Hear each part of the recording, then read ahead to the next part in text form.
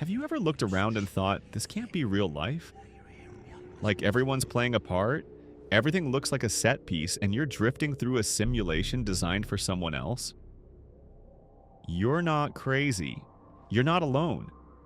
In this video, we'll break down why modern life actually feels fake, and why it isn't just nostalgia or a mood swing.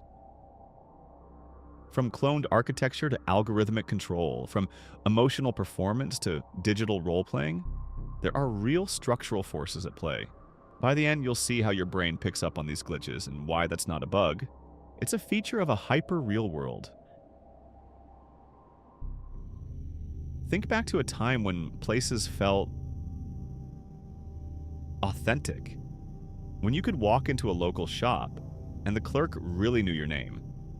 When neighborhoods had character, not identical strip malls. Today, most built environments look like 3D renders. Flat, polished, interchangeable.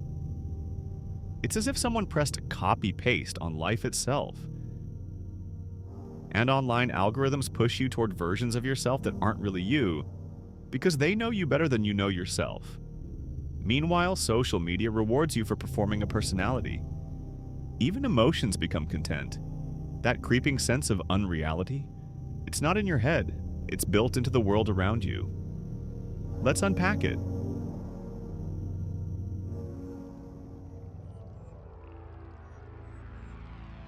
First, let's talk about physical space. Everywhere you turn, suburbs, malls, office parks, it looks like a prefab template. Mark O.J. called them non-places.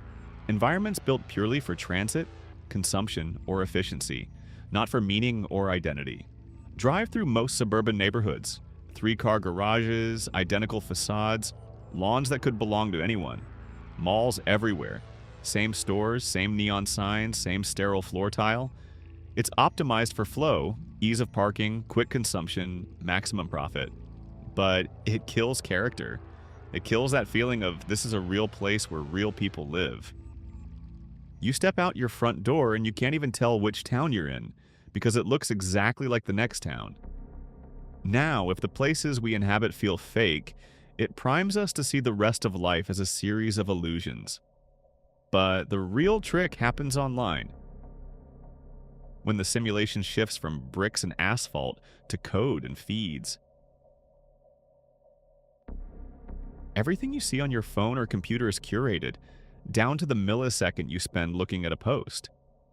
That's not neutral. That's a feedback loop designed to keep you hooked, to shape your desires. Open Instagram. The Explore page seems random, but it's tailored to what the algorithm thinks you'll click. You don't choose content. Content chooses you. TikTok's For You page learns your neural patterns faster than you can blink. Within hours, it's serving you dopamine hits designed for your brain's pleasure center.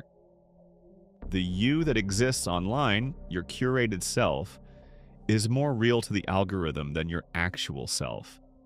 That digital persona gets rewarded with likes, shares, followers. Meanwhile, your offline self feels flat in comparison. When your phone shows you a hyper-personalized stream of what you already love, friction disappears. No challenge, no friction. Just a comfortable echo chamber. Without friction, there's no pushback, no reality check. Your brain starts to trust the simulation more than real life.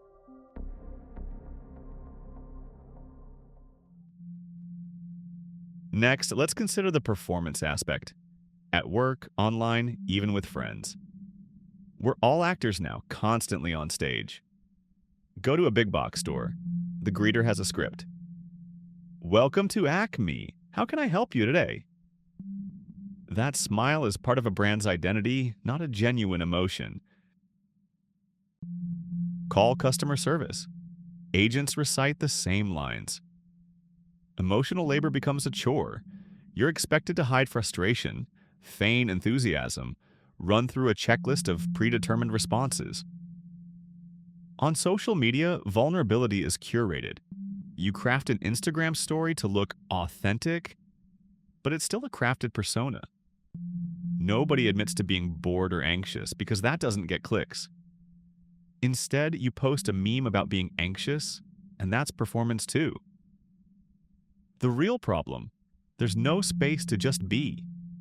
Every interaction feels like a script, so faked out environments, algorithmic curation, emotional scripts. It's no wonder you wake up feeling like you're stuck in a simulation. But here's the twist: your brain is doing exactly what it's supposed to. It's detecting dissonance between surface and substance. In evolutionary terms, your mind is a pattern seeker. It craves meaning. When everything around you is smoothed over, no friction, no challenge, your brain senses that something's off. That sense of unreality isn't a hallucination, it's an alarm bell. It means you're aware of the signal under all the static, the raw unpredictability that real life should have. Understanding that this feeling is rational, not a personal failing, lets you start waking up to what's real. If life feels fake, maybe it's because you're still real. Maybe noticing the glitch is the first step to waking up, not to conspiracy, but to clarity. Because authenticity isn't something you find by scrolling, it's something you reclaim by noticing what's missing.